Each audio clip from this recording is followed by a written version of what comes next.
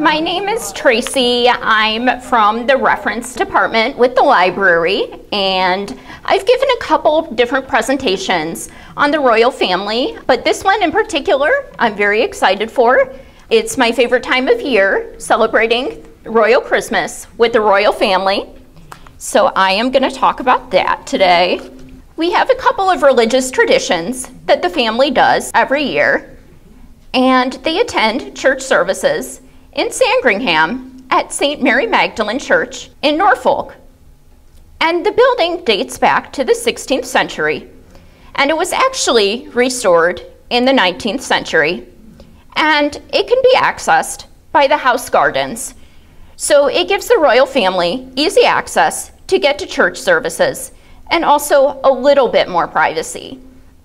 The church had stained glass done by Charles Eamer Kemp, who did the stained glass at Buckingham Palace. The silver altar and altarpiece were presented by Rodman Wanamaker. He also gave them the silver pulpit and cross. He was an American businessman who had a couple different department stores in Philadelphia and New York. Also, he had one in Paris. There were some famous baptisms that happened at St. Mary Magdalene Church, such as Princess Diana and Princess Eugenie, the late Queen's granddaughter. Records of royals attending church services go back to the early 16th century. It starts with Henry VIII having church services in his quiet quarters before having the feast.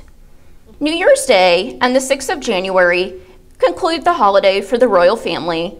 On New Year's Day, the New Year's honors list comes out of new people coming to the order and getting their knighthood. The 6th of January concludes the holiday with a collar day, which means everybody in the order of the knighthood can share their insignia and wear it in public. The Queen said in 1959, "As the old year passes, let us celebrate Christmas with thanksgiving and carry its message of peace and goodwill into the new year ahead." She always looked at things positively and hoped that the next year would bring a brighter future. Another tradition was the Sprig of the Holy Thorn, and that stems from the story of Joseph of Arimathea. He was the man that buried Jesus' body and then eventually ran off to England soon afterward. He planted a staff in the ground in Glastonbury in the UK, and from it grew a tree. The first mention of the Sprig of Holy Thorn was when the abbot of Glastonbury sent Anne of Denmark a sprig to put on her feast table. She was the wife of James I in the 1600s. This tradition died out during Oliver Cromwell during the English Civil War, and he was Lord Protector at that time. It eventually was revived in 1929 with Queen Mary. The sprig is traditionally cut by the oldest child at St. John's Infant School, and the child gives it to the royal monarch themselves. It blooms twice a year, in springtime and around Christmas. The late Queen used to put it on her desk or on her feast table. Christmas trees can be a Victorian tradition, but it was also the wife of George III, Good Queen Charlotte, who brought it from Germany to the royal household for the first time. She brought a yew tree and put the branch in one of the largest rooms at Kew or Windsor Castle. She actually decorated it with her ladies-in-waiting. There were candelabras, there were fruits and spices on the tree. They sang carols around it with the court as a whole. Then they distributed gifts. It is said that Martin Luther, the reformer, had the first idea of the Christmas tree as he was going through the forest in Wittenberg and saw when all the trees were glistening with snow on them as he walked through the forest and was inspired. Good Queen Charlotte also hosted a large party for children. The children were very fascinated with the Christmas tree idea that they had never seen before. Victoria's husband, Prince Albert, brought a fir tree to the palace in the 1800s, and he placed it in the windows for all to see. People in nobility at the time were familiar from Queen Charlotte's time, but this time there was correspondence to cover it. There were newspapers out, and people were able to look at the newspapers and see what the tree was all about. So it wasn't just nobility that were included in this tradition, but it was also the common people. It became a big custom by the mid-1800s. And now there is one tree for the royals and one for the household. Victoria was so proud that she gave the first idea of the Christmas tree to people's families. She said to think that the prince and herself are the cause of Christmas trees being so generously adopted in this country. She was so proud that she had created such a tradition that people were sharing all over the country and now all over the world. In 1911, Christmas occurred in India because George V and Queen Mary were on a royal trip to India. They were the only royal couple to actually ever go to India. Their son, George VI, would become Emperor of India, but he would be the last royal to do so, and he never made it to the country. The royal couple were in there from 1911 to early 1912, but they did not spend time together during Christmas Day. They fell in love with the country, and they actually had a coronation there, because not too long before, the king had taken the throne of England on the death of his father. The coronation took place in Delhi on the 12th of December. He wore a cap with 6,170 diamonds, emeralds, rubies. The cap as a whole weighed 34 ounces. There was a 101 gun salute. They distributed medals to the military, but there was dissent even then in 1911. The Kakar of Baroda approached them without jewelry on. He did one simple bow, and he immediately turned his back on them and left. On Christmas, George V had a hunting trip in Nepal. He shot 15 rhinos, 39 tigers, 4 bears, and other animals. He was known as a dull man by some of the people who just loved to kill animals and put down stamps in a collection. But he was not offended by that stereotype. He actually made a joke of it to himself. The one rhino they spared actually went to live at the London Zoo. Mary was just as happy to visit palaces. She was known for her love of finer things. She basically archived the collection of tiaras, of necklaces, and other royal jewels. She is the reason we know so much about the royal jewelry that the royal family has today. She actually brought back pieces that were loaned to other families in Europe back to the royal fold. She would have made an excellent archivist or museum curator had she not ended up on the throne. One year, it seemed like Christmas was actually canceled, and that was in 1647 during the English Civil War, which lasted from 1639 to the early 1650s.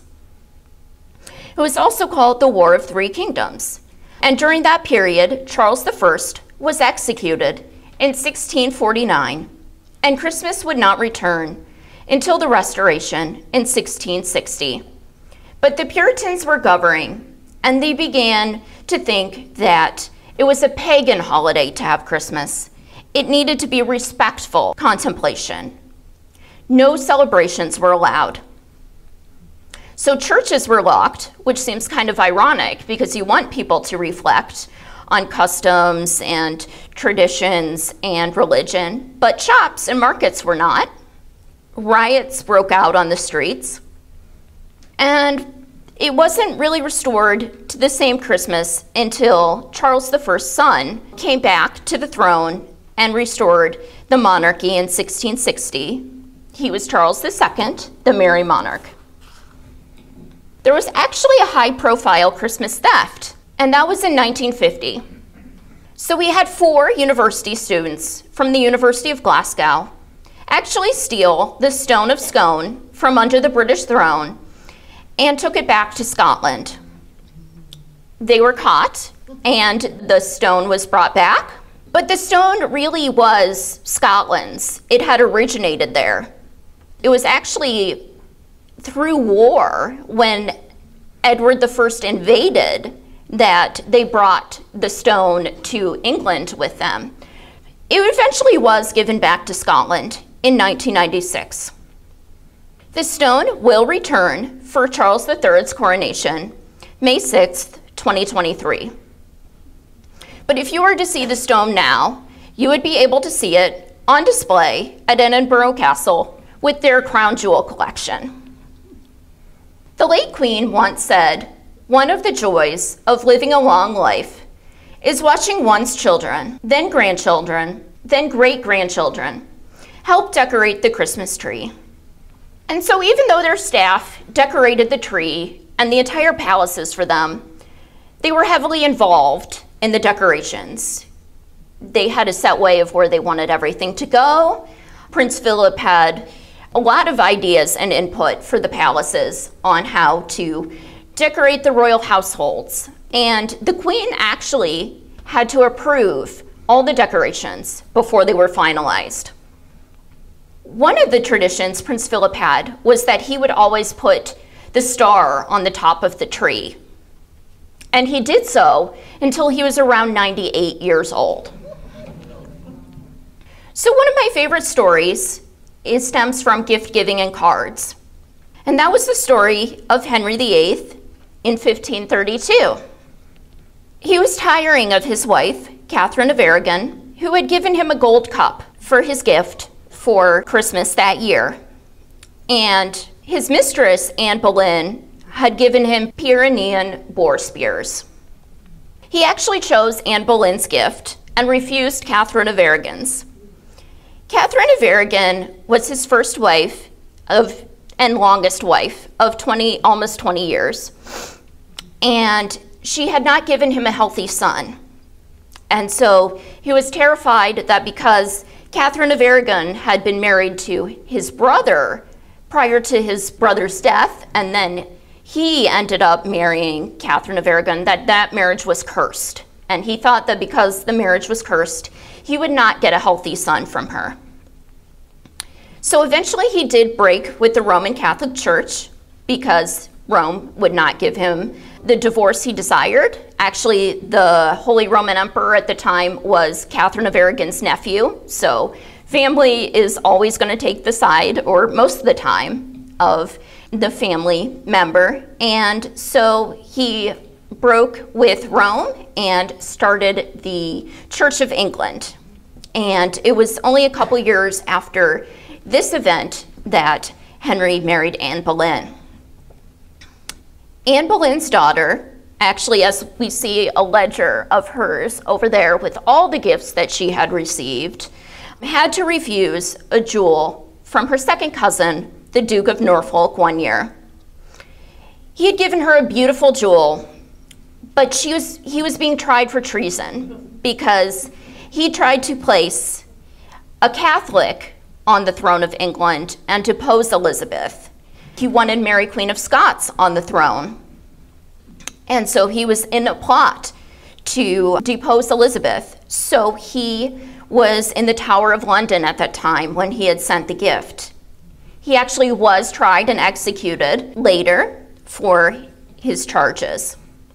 Elizabeth also gave gifts to her court. And what you see right there is a box of sweetmeats that she gave to her favorite, Lord Robert Dudley, the Earl of Leicester and her master of the horse and possible lover. Interestingly enough, we did not know what this box was that lives at the Victoria and Albert Museum now until many centuries later when they opened the box and they saw this D over there, which stands for Dudley. It was the Dudley House coat of arms, in particular Robert's coat of arms. Cards began with Queen Victoria. They were originally designed by a man named Henry Cole in the 1830s. The postal service became more widespread in 1840 with the penny post Before, it was mainly for the rich families that gave out Christmas cards. And Victoria began to send Christmas cards for the first time as a royal. Over here is Mary and George V's Christmas card from 1914. This was during World War I, and they sent it to all members of the military. One for the Army, one for the Navy, and they had another special card for the wounded and the sick. Their daughter, Princess Mary, created a box fund, and the public actually donated to this cause. And she would give brass boxes of chocolate and tobacco to soldiers and sailors on the front. And it was so popular that it eventually expanded. She thought of non-smokers and also created a stationery set so people could write to their loved ones. She also thought of minorities and got boxes of spices for acquired tastes. And stepping ahead from World War I to World War II, the Queen was part of the World War II effort. She gave her first message as princess on BBC's Children's Hour in 1940. Her sister, Princess Margaret, joined her to talk about how they were sympathizing with all children that were separated from their parents during the holidays and throughout the year during the Blitz. The Queen also participated in rationing. There were ration books at all the royal households, and they participated with clothing coupons. She sent out a postcard with her picture to the Grenadier Guards in 1942. It was her first royal engagement, and it was taken over by the Duke of Connaught, who had passed away. Her father and she tried to resonate with the common people during the war. So all their messages were sympathizing with the people, that they were going through the exact same thing, although they were royal. So although Princess Elizabeth and Princess Margaret were at Great Windsor Park during the war, her parents were not. Their parents were actually at Buckingham Palace. They refused to leave the palace during the war, and the palace was actually heavily bombed during the Blitz. One time, the King and Queen barely escaped with their lives as the palace was bombed while they were in residence. That photo that is famous of the King and Queen looking at the wreckage was actually on one of their Christmas cards. We also have a Christmas card that was taken in happier times. That photograph was taken in 1945 on Victory in Europe Day. So it's up to the monarch where the Christmas is held. So the monarch can choose either Sandringham or Windsor or other places, I suppose. So during the war, World War II, the Christmas holiday was always held at Windsor Castle. But in 1988 and above, it was at Sandringham, and that's because Windsor Castle was being rewired. And it ended up being one of the Queen's favorite retreats. It was very special to the family. She would stay at Windsor until mid-December. She would give her staff presents, and she would attend carol services in the London area. But she would actually go to the train station and depart for Christmas by train. She and her staff would rent out an entire car. So it's not like you're seeing the Queen next to you on the train to Sandringham, but she had her own car with her and her staff, and they would make an event about it together. She would stay there until February 6th, which is the date of her father's death, and she would reflect on her life with her father and her duty, and then she would go back for the holiday to London. So one of the favorite parts is the feast. And this feast evolved over hundreds of years. So in 1252, Henry III had over 1,000 guests in York for the Christmas holiday. It was so elaborate and so expensive that the Archbishop of York actually had to donate 600 oxen, and 2,700 pounds, which would be so much in these days. Edward IV, who lived in the 1400s, explained social etiquette for the first time. He actually had courtesy books. And so they would teach people actually how to act during the holiday meal. He had servers, carvers, and cupbearers. And it being War of the Roses, and so much death and infighting, that he even had a servant that was there strictly to taste his food, to make sure he would not be poisoned during his holiday meal. And the servant actually tasted this food with a unicorn horn or a fossil. Henry VIII had 200 cooks, servants, grooms, and pages in his kitchens, which you can see below, a recreation of a kitchen at Hampton Court. Advent was a time of fasting for him, but in the way he only ate fish and veggies. Then he would have the fun celebrations afterward on 12th night. He would have turkey. He probably had the first turkey dinner, but it was served in poached wine or in a pie. During the Tudor era, everybody had game in their pie. George I was the first to have plum pudding, and Victoria and Albert had a lot of feasting on Christmas Day.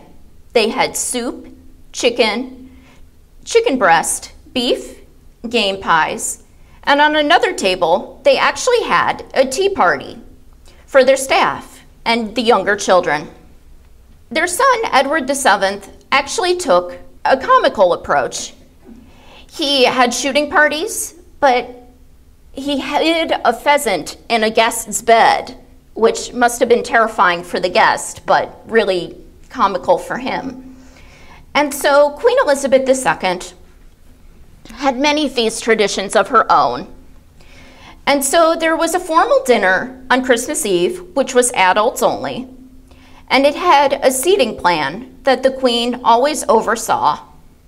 She picked out her dress before everybody else, and so her dresser, Angela Kelly, would write a note of what the Queen is wearing, and she would put it on a note on the dressing quarters, so nobody would pick like a color that she was wearing, and they would know how to appropriately dress for the occasion.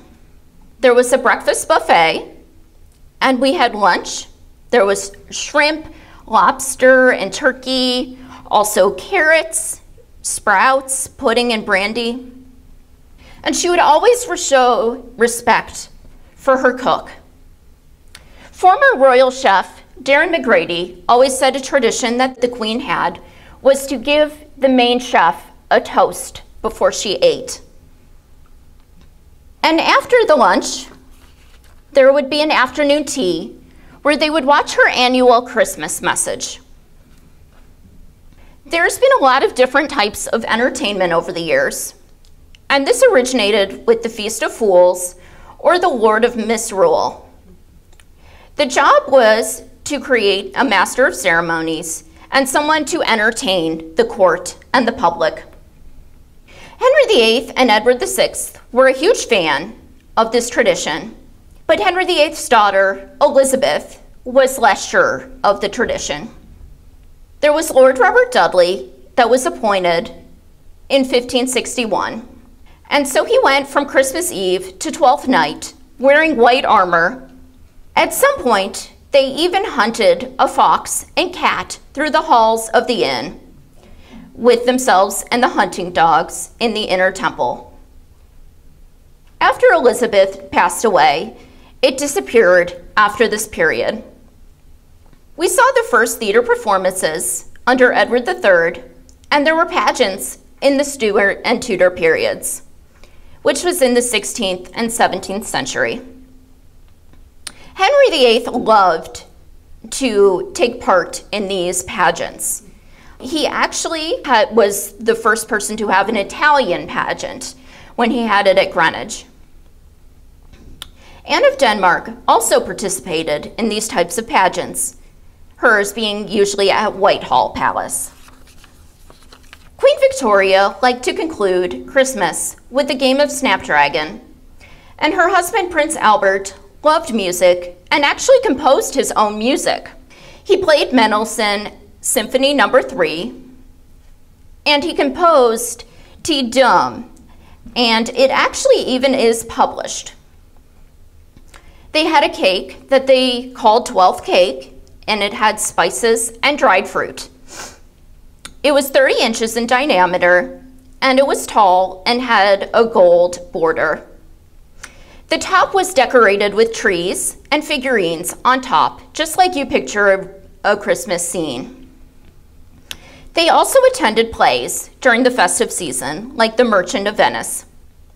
Elizabeth II and Princess Margaret loved doing pantomimes. There they are, doing one over there. They did Sleeping Beauty, Old Mother Riding Boots, and Elizabeth's favorite was Aladdin.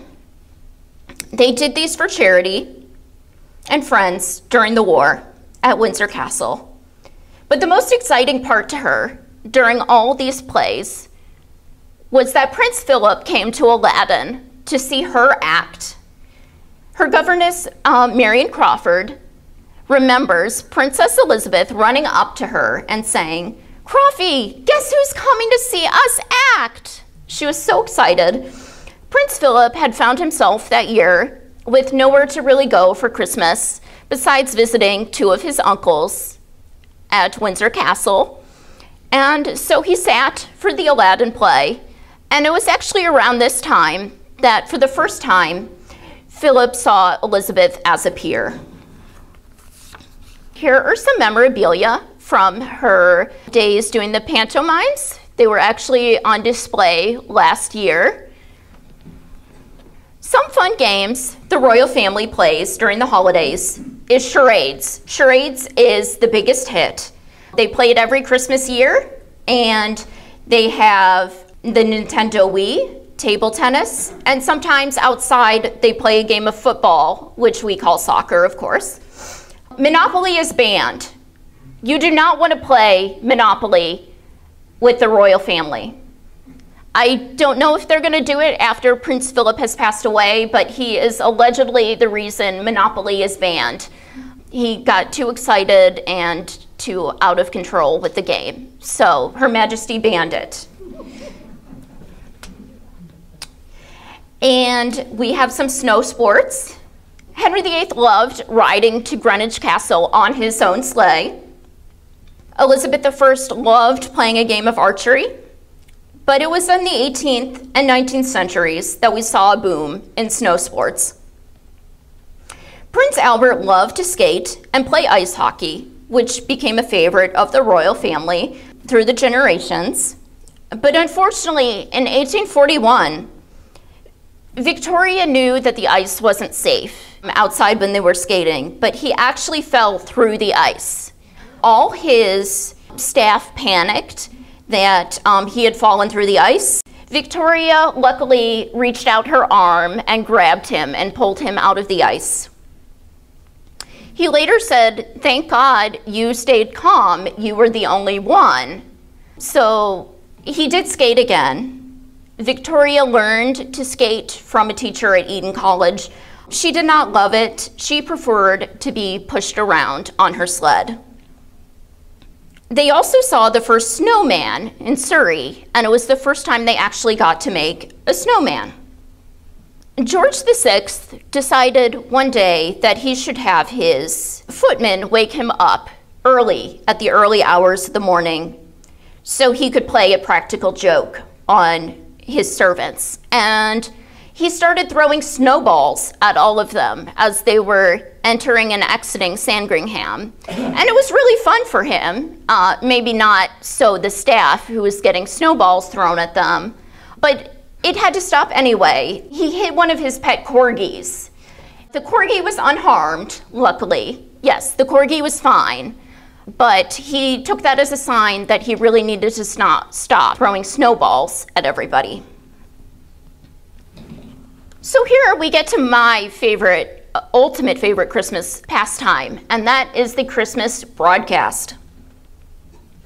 So the idea was proposed in 1922, soon after BBC came into existence. Parliament proposed, Your Majesty, why don't you give a speech on Christmas Eve or Christmas Day? We think the public would really enjoy it and you would be able to interact with the people more.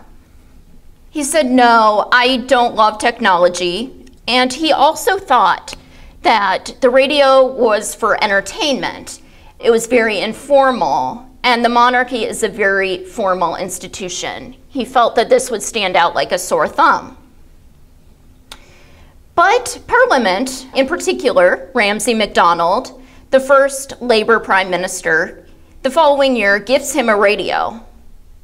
You can see they're just not going to give up on this. They're giving him a radio. And he actually really does enjoy the radio, but that doesn't really change his mind right away. What changes his mind is a law that became into effect in the early 1930s, and that was called the Statute of Westminster. And that's when the empire actually becomes a commonwealth.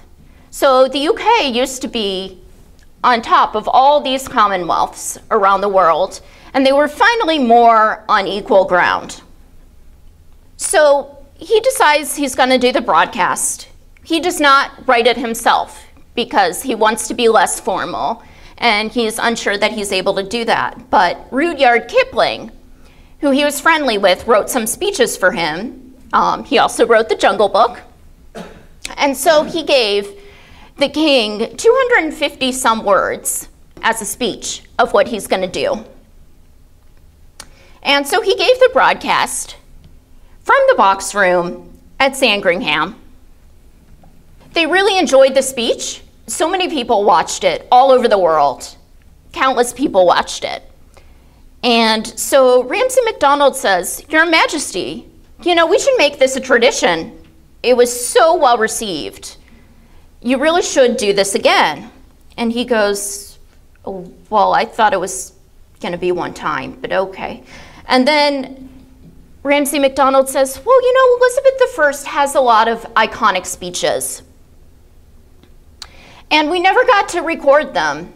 We just wrote them down, but we never got to see how she said them. And it would really be a shame if a lot of your speeches went unrecorded. And all he said in that moment was, damn Queen Elizabeth. And this broadcast continues to this day. They talk about major events worldwide, and actually, some of the other monarchies around the world also have a Christmas broadcast. So George said, through one of the marvels of modern science, I am enabled this Christmas Day to speak to all my people throughout the empire. But the tradition was not exactly easy for his son to continue. George VI had a big stutter, and it plagued him for most of his life, especially since his father used to say, oh, just get it out. And so the stutter progressively got worse. And even before his older brother abdicated the throne, George VI knew that he would have to take part in royal duties, regardless of what part he had to play in the royal family. So he goes to the man up top over there, Lionel Logue, who was a speech therapist. He was not professionally trained, but he did have a decent reputation. And the king actually went to Lionel Logue's office in person to start lessons. And so they worked on these speeches together for many years. And Logue learned what the king struggled with.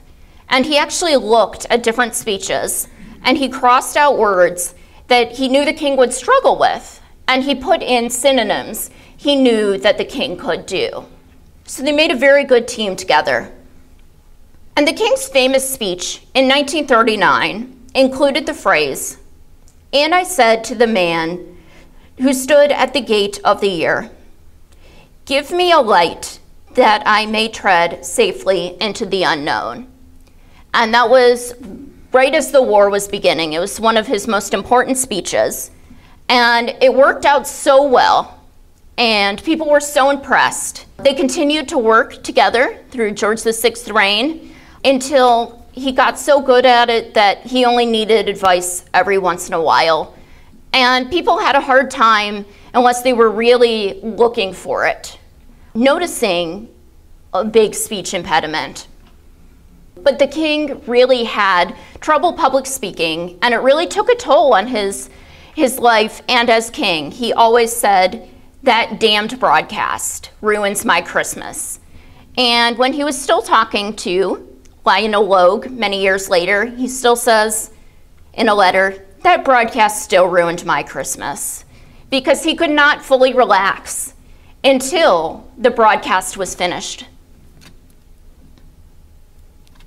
He had some other famous speeches, one that ends in, "We must go on thinking less about ourselves and more for one another, for so and only so we hope to make the world a better place and life a worthier thing." And his duty was a sense that his daughter, Elizabeth II, inherited.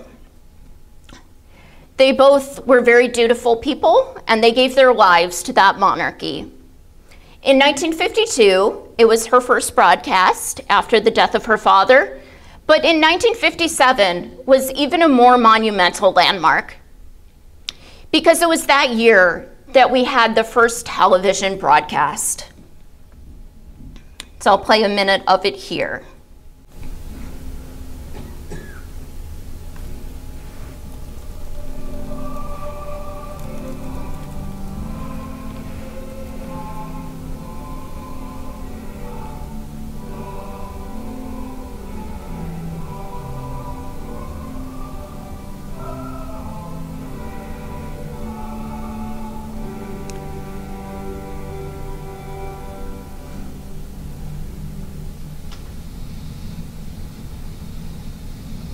Happy Christmas. 25 years ago, my grandfather broadcast the first of these Christmas messages. Today is another landmark, because television has made it possible for many of you to see me in your homes on Christmas Day. My own family often gather round to watch television, as they are at this moment, and that is how I imagine you now. I very much hope that this new medium will make my Christmas message more personal and direct. It's inevitable that I should seem a rather remote figure to many of you, a successor to the kings and queens of history, someone whose face may be familiar in newspapers and films, but who never really touches your personal lives. The Queen's faith was a humongous part of her life, and she was inspired by religion. She attended services quite regularly, and she was a member of the Church of England, established in 1534. She was also the defender of the faith. Oftentimes, in Christmas carols, or in Christmas messages, she would mention a carol or a quote from the Bible. One of them, I think, describes her character in particular. "What can I give him, poor as I am? If I were a shepherd, I would bring a lamb. If I were a wise man, I would do my part." The carol gives the answer, "What I give him my heart."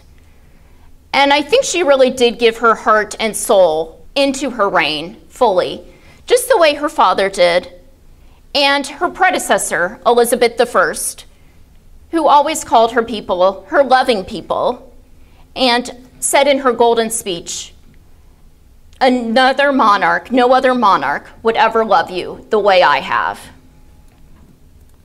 The royal family gives to many charities throughout the royal holiday. The Queen donates multiple trees, and one goes to Westminster Abbey, another to St. Paul's, one to St. Giles, one to Carringate Girk, and many to Norfolk churches and schools.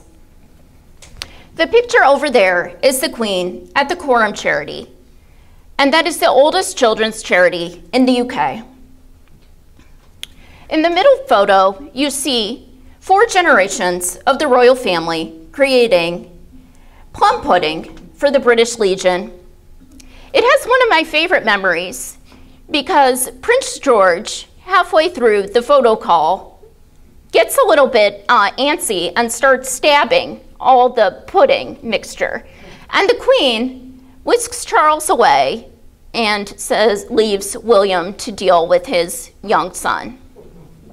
The third photo might be less familiar, and that's of the Princess of Wales, Catherine's Christmas at Home charity, and it's called Together at Christmas, when many high-profile people come together that have donated a lot of money to charity to Westminster Abbey to have a charity Christmas concert. All the money goes to the National Health Service, or did so last year, which was struggling under some of the COVID restrictions. This year's concert is going to be dedicated to Elizabeth II, and it's going to talk about her duty and honor.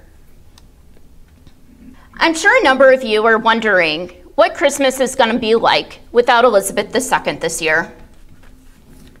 What has been confirmed is that King Charles will want to hold Christmas at Sandringham. Who will attend? Well, we're not sure of the entire guest list, but for sure I have heard that Sarah Ferguson, the Duchess of York, has been invited back to Christmas. And she has not been invited to a Christmas with the royal family for almost 30 years.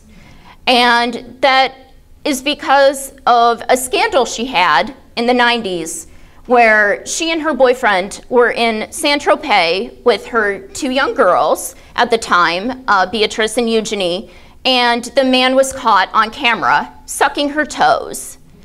And so since then, Prince Philip and Queen Elizabeth II have banned her from Christmas. It looks like that King Charles may be more forgiving on that episode. Presents will be opened on Christmas Eve. The Princess of Wales will have her Christmas concert again, and the King will give his speech. The King, unlike the Queen, may not have his family watch the entire speech. Her Majesty did, but he may not. I have heard that this Christmas may be less formal. And so here we have some pictures from over the Christmas years. This is Elizabeth II with her very first royal broadcast. We have Princesses Elizabeth and Margaret as young girls with their parents walking at Sandringham. George V is in the left top.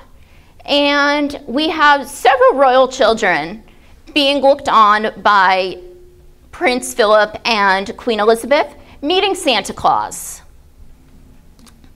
All right, you're welcome.